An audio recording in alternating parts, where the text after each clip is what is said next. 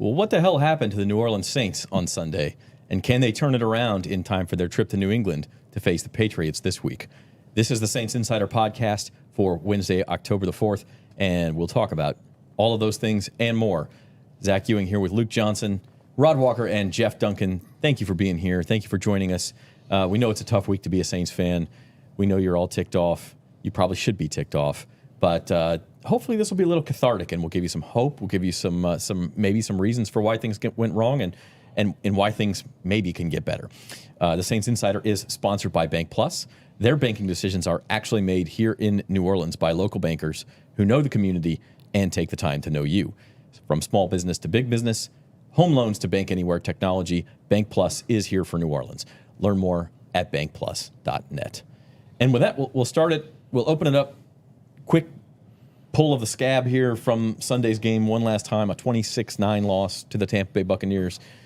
Luke, we talked about this in the Saints Insider postgame show. Just a pretty comprehensive failure by this team. I mean, I don't think you can point to any area and say that was good. Yeah, I think I would agree with that. It's the whole thing they're trying to build here is a team that plays complementary football, and the only complimenting they did was they all played bad.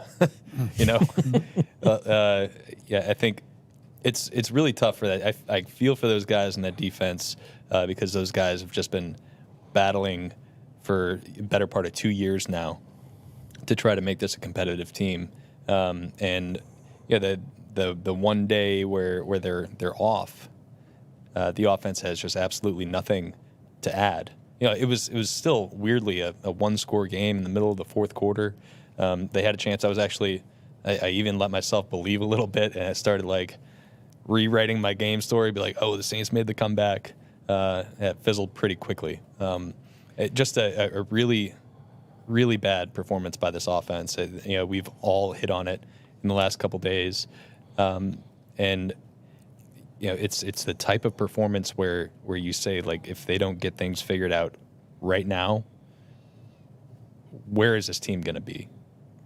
Because they're looking a lot like the teams from the last 2 years, where they're just wasting a good defense, and a defense that's not going to be able to hold up every single Sunday, as we saw this past week. As we go forward, we'll talk about some of those defensive failures too, and obviously a lot of the offense. I just got an alert that the NFL has named Conference Players of the Week. The Saints, in fact, did not have any selections this week. I don't know if that surprises anyone, but thanks for letting me know. Yeah, no, we won't have to write any stories about that. Go ahead. Yeah, not a surprise at all. But I think it's just not only this past game, but if you go back to the quarter before against Green Bay, I mean, that's 5 really bad quarters of football that this team has strung together, and the time is now. And I think that's kind of what everybody's been saying in the locker room, since that loss. And if they don't get it fixed, I mean, this thing could go downhill pretty fast, I think. So these next few weeks are very important for this team. I keep going back to that training camp presser we had with DeMario, where it was cryptic with this, it's going to be special, the whole league is going to be surprised. Remember that? And everybody talked about it. Oh, the Saints were really confident privately. And we alluded to them needing to have a really fast start to the season to get buy-in, especially with the coaching staff, that things were going to be different this year. And yes, they were successful in the first 2 games, winning those games, but the offense still was lacking a little bit. And so I'm starting to wonder if there's starting to be a lack of buy-in if they keep losing. And I think that's the concern. I think you saw the sense of urgency from the coaching staff, or at least heard Dennis Allen talking about it this week. He knows, I think, they've got to get it going on the offensive side of the ball to keep the locker room intact, because as we've talked about, it's not just these 4 games. It goes back beyond that. They did look around to try and see what they could do to maybe upgrade the offensive coaching staff, and they didn't do anything. They kept pretty much everybody intact except for Dan Rochar. So in doing that, you're sending a message to the locker room, and it hasn't panned out to start the year. That, to me, is where this team has to get it together just to kind of keep camaraderie and optimism and enthusiasm. Yeah, you bring up an interesting point about the preseason, because we were all sort of not just led to believe, but led to to think that these guys really believe, the Saints really believe that this year was going to be different. And hey, we brought in our quarterback, and we've got all these skill weapons, and we're just, the offense is not going to be what it was. And so even though, like, okay, 2-2 after 4 games, you've had 2 of them on the road. It hasn't been the toughest schedule in the world, but you're fine in the big picture. But it does kind of harken back to this. Why is this any different from the past years? Yeah, the quarterback's different, but he didn't play any better than what we've seen in the past on Sunday. And so I don't know. Maybe it's just this lack of faith that is showing. Well, I think that's why there's so much frustration with the offensive coordinator right now. I mean, Pete Carmichael feels like public enemy number one on Saints Twitter, right? And it feels like that's been the case for the better part of a year now, like a calendar year, which, Ed Daniels brought up the point in a press conference the other day. It's been almost a year to the day since they scored 30 points in a game, right? And I think this is why there's so much frustration, is because you can see the talent. It's all there. I mean, Shaheed, Olave, Thomas, Alvin Kamara, they've got 4 first-rounders on the offensive line. All those guys are signed through 2026 or whatever the case may be. They got a $150 million quarterback in the building, and it is the exact same. Like, this is why, Jeff, you talk about the fact that these guys are bringing up, we need to have a sense of urgency. They've been saying this for a year. They've been saying for a year, I got to be better. We got to be better. It's on me to fix it. Put it on me. It's like, okay, but like, we are putting it on you now. Everybody's putting it on them. It has to be immediate. Like, they cannot go out. The Saints could go to New England, tough place to play against a good defense, and they can come out with a win. And if they score 19 points in that win, people are going to be pissed off, right? Because it's just more of the same. Like, they got to do something. And like, I asked Dennis, like, can you do something drastic 4 games into a season? I think you thought I was talking about replacing the OC, but it's just like, you got to change what you're doing. Because this isn't, again, we keep coming back to this. This is not a 4-game sample size that we're talking about. It's a 21-game sample size. And the whole of it has been bad offensively. And it doesn't matter if they have good players, bad players, injured quarterback, healthy quarterback. It's been the exact same. So they got to really, really reevaluate what they're doing and say, like, this is not working. Come up with something that does. Just throw some stuff against the wall and see what happens. Look, haven't they been doing? I mean, at this point, is there any fixing this? Like, if it's been going on for years and years and years, and you look at the personnel and you go, well, there's no obvious place to upgrade the personnel. How do you fix something that appears to have all the proper parts in place? This reminds me so much of back in the Peyton era when they were struggling on defense on the other side of the ball, and they went through Steve Spagnuolo. I mean, they got rid of Greg Williams and they brought in Spagnuolo. He lasted a year. He gets fired. They bring in Rob Ryan. It's a clown show. And they finally hit on Dennis Allen. But this is what it feels like. It's just the opposite side of the ball. And, yeah, it's got to start at the very top. But we're mid-season. We're 4 games into the season. And I do agree with Dennis Allen to some degree of, like, I don't know if the fix is what they have right now. I don't know if they're going to find a fix right now. And, look, I would also say it. I don't think the offensive line's playing very well. And so that kind of gets back to stuff we've talked about in the past. I mean, if your line's not that good, you're good just moving deck chairs around on the Titanic. You're not going to get it fixed. And I don't know how good they are. I mean, James Hurst is definitely not a starting caliber offensive lineman in the NFL. I mean, he's not. And they're playing good defenses, but they're not playing, the 85 Chicago Bears out here. And they're getting beat up front in a lot of these games. That's why they can't run the ball. They just haven't run the ball effectively. It all starts with the line. So, yes, Pete Carmichael needs to get better. They need to be more creative. They probably need to make a change at some point. But in the interim, they got to start playing better, and that includes the line and the quarterback. So it's really not just one thing. It's a bunch of things, and that's why I think Dennis Allen said what he said the other day. Like, just changing out the coordinator to appease the fans isn't going to probably fix it in the long haul. But the counter I would make to that is we just saw, I think it was the Texans. Texans don't have a great offensive line, and they were down like 4 starters the other day, and they're slinging the ball around the yard. Yep. Like, you can creatively come up with solutions for this. We see teams do it all the time. So I think that if your guys aren't playing up front, like, you've got to come up with solutions to help mitigate that, and figure something out to get this offense going. Well, what I mean is, I don't know if there's anybody in the building that's going to do that. Dennis Allen's the defensive coach, so it's got to come from the offensive staff, unless they're going to bring in somebody from the outside in midseason. Which they're not going to do. Yeah, I mean, that would be pretty tough. We saw like Jeff Saturday come in last year with the Colts, and that didn't help, right? I mean, so I think they feel like, hey, let's try and figure it out. We got a good defense.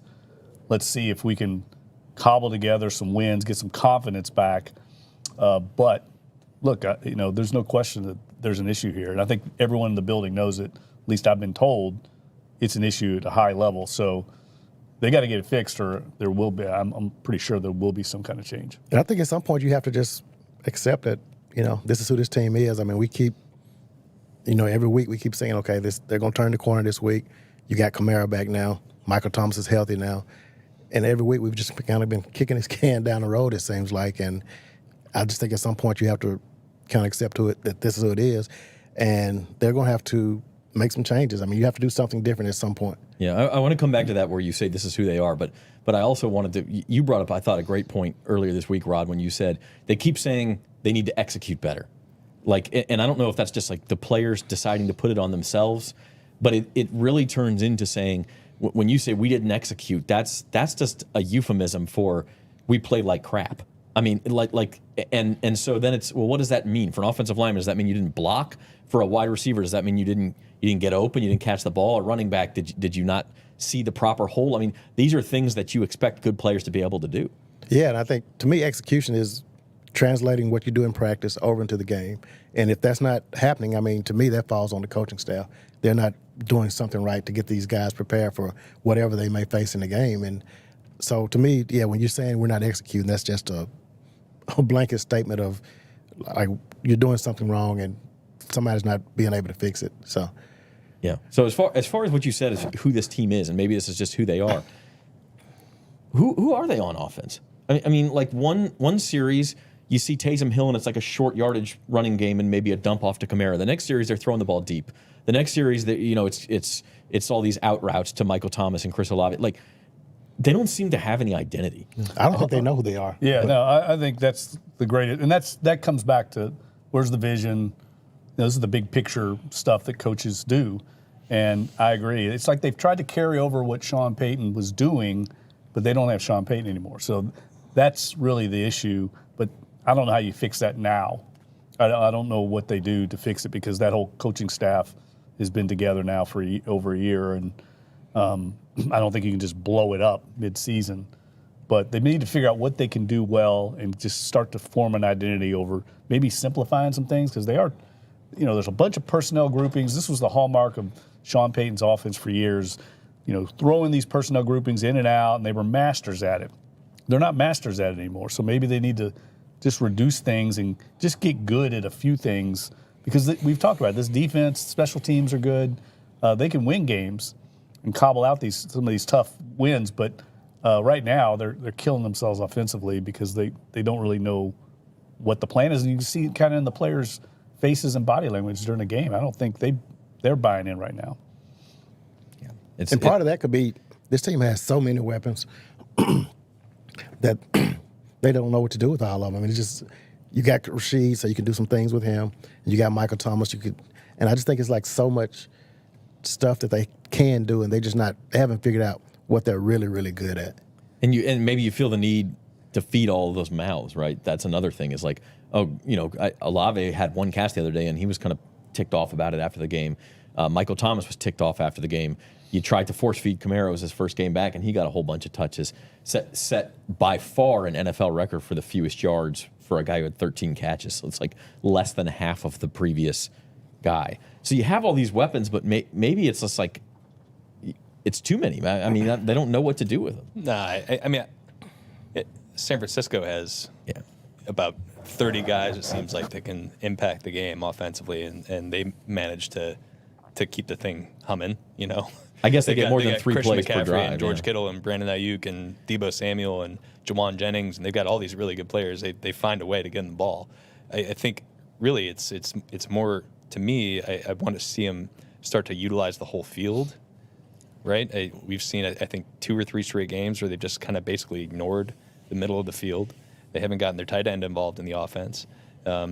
they up until this past week, they haven't gotten their running backs involved in the passing game, and even when they did, I mean, it was variations of the same play or the same route. It was just we're seeing Alvin kind of leak out of the backfield, and they're throwing it to him. I don't think they ran a single option route this week.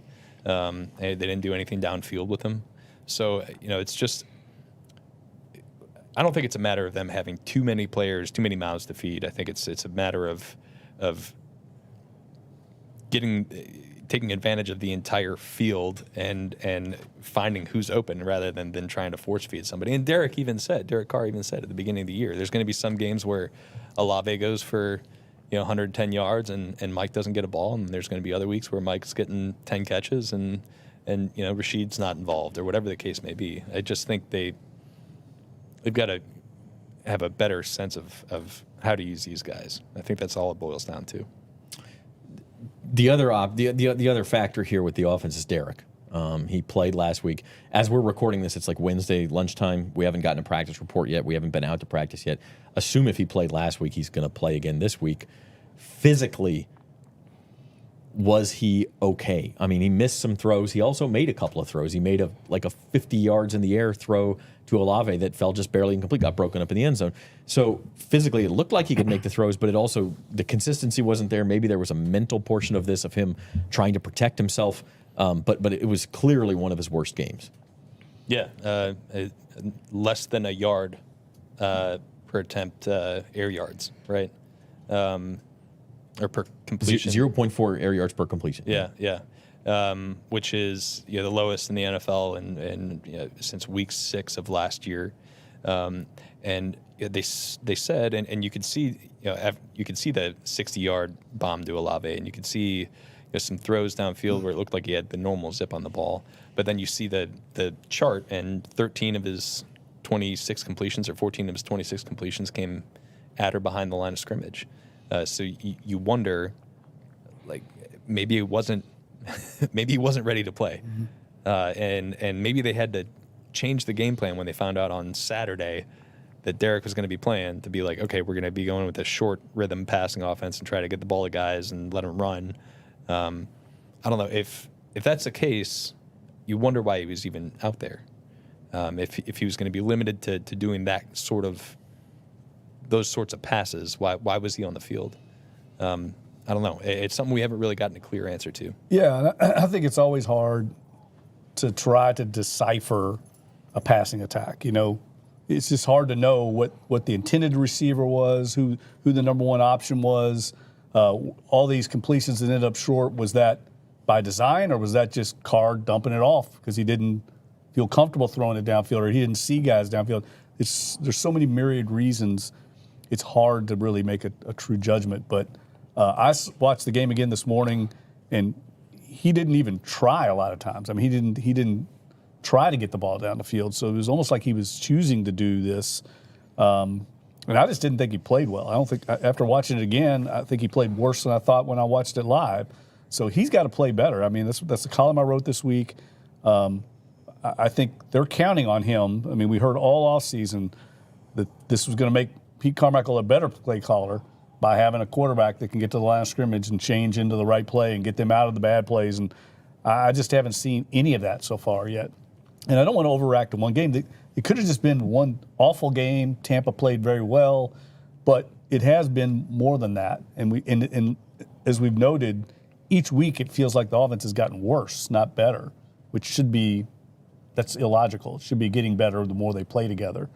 And instead, they get Alvin Kamara back, right? That was going to be the savior, and it's actually getting worse. So that's why I think fans are so apoplectic right now. Is they keep getting promises that things are going to get better, that we're working hard, we're going to fix it, and the results just aren't there. Yeah. You're watching the Saints Insider Podcast. It's Wednesday, October the 4th. We're brought to you by Bank Plus. Thank you for joining us. Hit the like button on YouTube. Subscribe for us. 5-star reviews on podcasts, or whatever you think we deserve is fine. We think we're a 5-star crew, but that's just us. Real quick hit on the defense before we kind of pull this back and take big picture, guys. The defense, which has been so good, and we talk about the streak of not allowing 20 points, and we talk about all the stars that they have. 489 yards they've allowed over the last 5 quarters. the last quarter of the Green Bay game, and then 353 yards, I think it was, against Tampa Bay. And that's cherry picking. Like they were really good for the first 11 quarters, so let's be fair. But is this a sign of a defense that's just kind of cracking under pressure because they know they have to be almost perfect? Is this just a bad game? I mean, because even before that, Tennessee had some deep shots they just missed where they could have hit them. Carolina was a mess, but even Carolina, when they got in the 2-minute offense at the end of the game, went down and scored a quick touchdown. Saints had to get an onside kick. So it's not like their defense is down, I think, to 11th in the NFL now in yardage. And so this maybe is not the elite unit we thought it was either. I don't know. I still feel really good about the defense. Yeah, I think there are going to be games like that in the NFL in 2023. They, I think, would have had a much better day if they could have figured out what they were doing on third down, right? They let Baker Mayfield scramble a couple times on third down. They had a big pass interference penalty on third down. They had missed tackles on third down. The biggest play of the game is 3rd and 7 midfield. If they can get a stop, they're in pretty good position, and they just kind of let Chris Godwin leak, and he catches it and goes for 42 yards. He's at that point, Mike Evans out of the game. He's the one guy you can't let hurt you, right? And he just was uncovered. It was wide open. So I think the point is that I'm still really, really confident in the players they have. I think one blip in the radar out of a 4-game schedule does not make me think they're in decline. They're going to start getting some of these players back they're missing, and they're not going to have to rely on having a 4th-string safety out there. So I just think that I still think that this is a really, really good defense, and I think we'll see them bounce back this weekend against New England. I thought like one of the turning points of the game, the defense comes up with a big interception. Mm-hmm. Very next play, the Saints could just run the ball out and go to halftime down, I don't know, 7-3 at this point.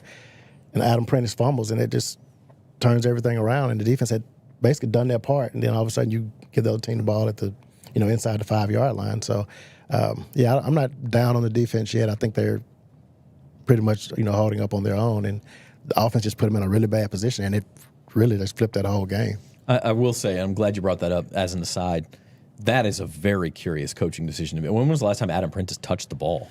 Last season. That was his 8th career carry, which is just to give him the ball on the 1-yard line. Yeah, in that situation, it's just look, I don't want to just sit here and just rag on the coaching staff and the coaching decisions the whole time, but there's that stuff like that is just why, there's 20 other guys in this offense who touch the ball regularly, That's not second guessing. That's like you would say, well, why would you do that beforehand? Well, yeah, exactly. It's the guy had 7 career carries before that. He'd already dropped the ball in the game that would have gone for probably 15 or 20 yards on third down.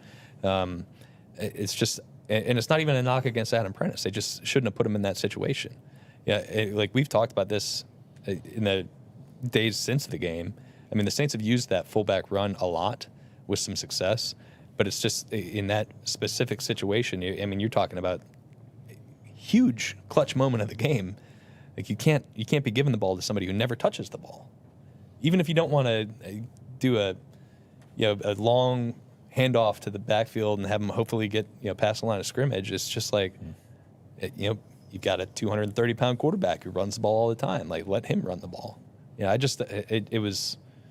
It didn't make sense in the moment. It makes even less sense now that we've had a couple days to think about it, and I don't get it. Well, I want to go back to the defense too. They had 2 of their better players have just their worst games of the year, Pete Werner and Marshawn Lattimore. And when Lattimore has a bad game, it really has a domino effect on the rest of the defense. And I don't think we can let him off the hook. I mean, he did not play well. It wasn't just Mike Evans. I mean, he was giving up big plays to Tompkins, guys I've even heard of. Yeah. So he's got to play better. I mean, this is the Marshawn Lattimore that we thought we were past last season, the kind of lack of focus some games where he just doesn't show up. Mike Evans can do that to people, but I just felt like that was a big part of the game because he's one of the guys that was letting some of these big third down plays happen. And he's a shutdown guy. He's got to play that way. I didn't think DeMario played a great game either. He didn't have a lot of opportunities. And their pass rush was not as bad as I thought when I watched it again. They actually caught some pressure, but Baker Mayfield's kind of Houdini back there sometimes. And he's done this now all year. I thought he was getting lucky. At some point, I got to give him credit. I mean, he made some big plays scrambling around, but that is the kryptonite for this defense is quarterbacks that can buy time. Because of the way the Saints play defense, they spend a lot of time in man-to-man, and eventually somebody breaks free, and he was able to find him at the last second. I mean, he played well, so I have to give him a little credit. But this week they get Mac Jones, who's much more of a statue back there. And when the Saints play quarterbacks that aren't very mobile, they usually have a lot of success. Yeah, so they get Marcus May back after one more week. He's got one more week to serve on his suspension. Again, we don't have the first injury report yet. I think they're hoping to get Paulson Adebo back this week. We'll hear about Lonnie Johnson, who left. I mean, it is a banged-up secondary. That's another factor here. Yeah, but I think the guys they've had in there have played pretty well. Mm-hmm. Lonnie Johnson came pretty close to having what I thought would have been a pick six, but even having you could see the recognition, and he broke on it really well. It's like that's our third string safety. You feel pretty good about this defense. Ike Adams been great since Paulson Adebo's been out. He's got already a career high in passes defended, and it's 4 games into the season. So I'm not super concerned, especially going up against a team like New England, doesn't have a lot of passing weapons. I'm not super concerned about this secondary at this point. I think they'll be okay until their guys get back. But yeah, it's another thing where it's just like they're always playing on these razor thin margins, and you start worrying when guys go out. It's just and those guys are getting targeted a lot. Got them and Taylor, so they're going to end up with a lot of passes defense, and they're going to end up with a lot of getting beat too. I mean, it's going to happen because that's where people are going to go and attack, and eventually it cracks, right? I mean, eventually, I think what was it after the fumble, they went right back at got him, and the guy made a big play. I think it was Trey Palmer made a big play. So the way the Saints play, man, those guys got to have short memories and be fearless, and I think for the most part, they're holding up. I mean, they put those guys on an island. There's not very many teams in the league that play as much. We're going to see a team this week that plays a lot of man the same way. And eventually you will get beat. But I've been impressed with them. I mean, you could do a lot worse than what the Saints have in their secondary. And throughout training camp, I mean, we talked about the secondary being the probably the deepest unit on this team. And I think they've pretty much held up. And despite all the injuries and the suspension and all that, I think they've sort of done their part. So yeah, it's been tested, and they've that's one area that's been pretty good. Okay, so it's a good time we talked 20, 25 minutes about complaining and talking about what's wrong. Let's spend a couple minutes just pull back. This team's 2-2. I actually was looking, Dennis Allen, it's a small sample size. It's just 5 years of being a head coach. He's never been 2-2 before. He's always been 1-3 or 0-4, which is not amazing. Not good news. No, I'm not. Yeah, I'm not off to a good start. Yeah, but having said that, you're in a division where, okay, Tampa Bay's 3-1. I don't think any of us think Tampa Bay's going to win 11, 12 games and run away with this thing. Their schedule gets more difficult. They have the first place schedule, so they got to play all the first place teams. The Saints have these sort of next 4 games. 3 of them are on the road. They're in New England this week, then they're in Houston, come back home for the Thursday nighter against Jacksonville, and then Indianapolis. So after that, it seems like the schedule really kind of lightens up. You get the Bears at home, which maybe, now you talk about mobile quarterbacks, but it might be the easiest game on paper on the schedule. Then you get 3 straight home games shortly after that. Like, there is opportunity here to build on this, but as we've said, you can't let this snowball. You got to survive October. Yeah, and I think this is a stretch where their offense is going to have to play well, right? Because I think Houston can put points up on them. I think Jacksonville can put points up on them. And I think, Anthony Richardson seems like he's designed in a lab to really good against the Saints defense. Saints killer. Yeah. So they're going to have to figure this offense out.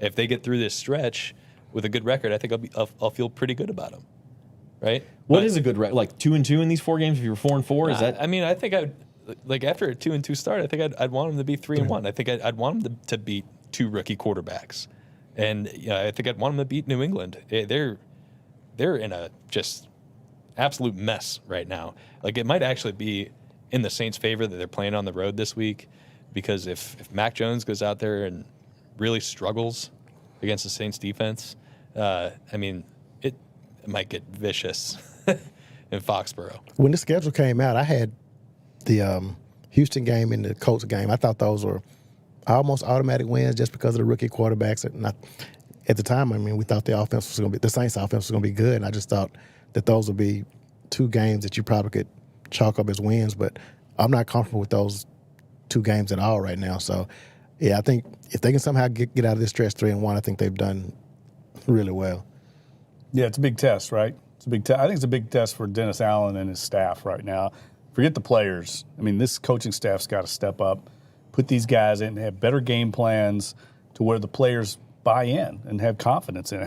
Half the game is mental and having confidence, and I'm starting to see some cracks in that. So everyone's going to be looking at DA and what changes they've made, how they can restore some of this. I mean, this game feels to me like a pivotal game in the season.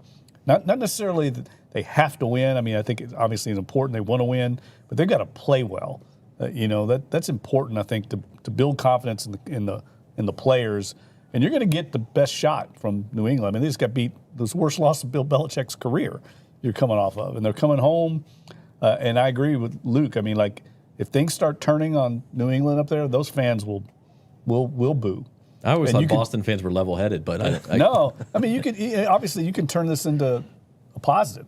It's just like the teams know when they come into the Superdome. I mean, the fans are passionate in the Superdome, but it can also turn on the home team, and they get back on their heels when the fans start booing them. So I think this could happen if they can start fast, which has been a little bit of a problem, and kind of flip this thing on the Patriots. But I do think it's a very dangerous opponent, and let's face it, I mean, you're going against maybe the greatest coach of all time with a very good staff. And we did hear some boos in the Superdome Sunday. Yes, we did. Yeah, and that's because they're rightfully frustrated. I mean, I've seen this movie before. Yeah, there's a video floating around of a guy who took a video after every time Blake Grupe hit a field goal and just kind of showed the Superdome. Everybody just sitting on their hands like, oh, another field goal, great. Nothing against Blake Grupe, but you got to get in the end zones. 4 touchdowns in 4 games, just not going to cut it, man. Yeah. I know I'm not like offering some sage wisdom here. They got to get better now. Yeah. Red zone's big issue. Red zone offense. Yep. I mean, they're last in the entire NFL. 0 for 2 again on. Now that's one of those drives only reached the 19, but still, I mean, you've got to cash some of those in. All right. So this whole prompt was about like, what are we feeling good about? And we just spent the last 5 minutes poo-pooing this team again. So, what do you guys actually feel good about? Is there any reason for optimism? Go ahead, Rod. Boy, in those there were some while I heavy think of sighs, something. man. Those are some heavy sighs. I think the optimism should come in the fact that you do know this team has weapons. And, I mean, you can maybe chalk that last game up to Derek Carr's shoulder, and this team was just trying to be as conservative as they can to keep him healthy. They've already had the sack issue, so he's getting rid of the ball quicker. So maybe last week was just, just one of those games that you can just throw away. But if not, I don't have anything good to say. Yeah, I think that's the concern I have is that the reason I thought they would win big last week is because of the way they lost to the Packers. I thought, wow, this team was really upset in the locker room. Luke and I were in there. I mean, you could tell they were very upset. They knew they were that close to being 3-0. So I thought, man, they're going to come out here like a house of fire against the Bucs. And the Bucs were coming off a short week where they got beat up by the Eagles. I mean, everything seemed in line, and they laid an egg. So maybe we do just wipe that one out. I'm a big horse racing fan. Sometimes a horse just doesn't show up, and you just throw it out because you just can't explain what happened. So maybe this is just a throw-out game, and we can't overreact because the first 2.5 games were solid. I mean, this team played well, and hang your hat on that, and the coaching staff, getting the right game plan together. But if it happens again this week, I don't know how they turn around. I think they have to make big changes. I'm going to view this as they have to look at last week as rock bottom, right? Like they had the collapse in the fourth quarter. They still feeling pretty good about where they were before that. Derek Carr got injured. You can explain away a lot of that. Like there's no explaining away last week, and I think they are feeling the heat right now.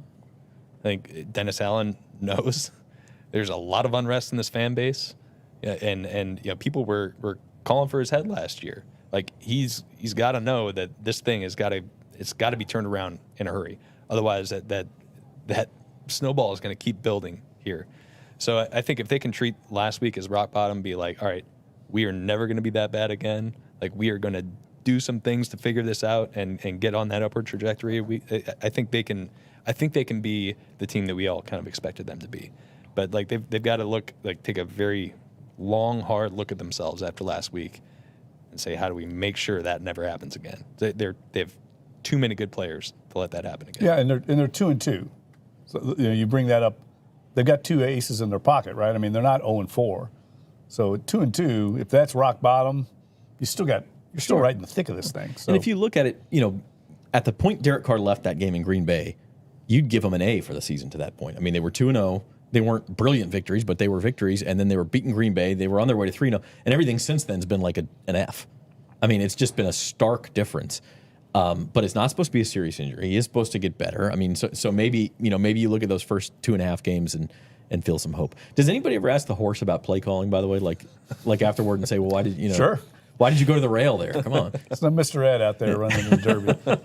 But no, I mean, it's a good point. I mean, like you can't overreact, but you have to have a sense of urgency. And DA talked about that on Monday. Like, he's feeling the heat, but they are 2-2, and maybe it is just a throwout game. But they've got to play better against New England, and it won't be easy. I mean, no. New England's going to be a desperate team. That if they would go to 1-4 after what they happened to them last year, I mean, you're talking about the natives going to be restless. I mean, they're already talking about Bill Belichick being in trouble. And they play in the difficult division as well, right, as opposed to the Saints. So, yeah, and if the Saints win this game, they're 3-2, and we're having a totally different conversation next week, and we're talking about how they can build on it again. So try to avoid that like ping pong where you're looking to one side and then the other all the time. But, yeah, it's a put up or shut up game. And on that note, that's going to be Friday's podcast on the Saints Insider. We'll be back on this feed, and we'll have a full preview of that Saints-Patriots game, which is going to be a big one.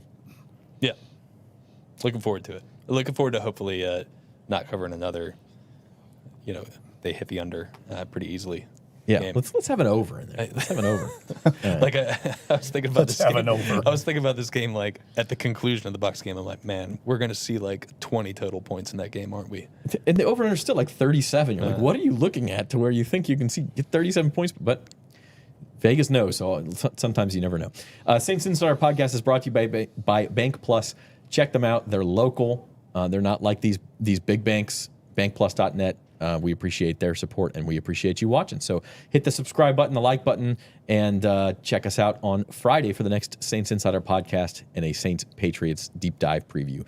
Luke Johnson, Rod Walker, and Jeff Duncan, and I'm Zach Ewing. We'll talk to you next time.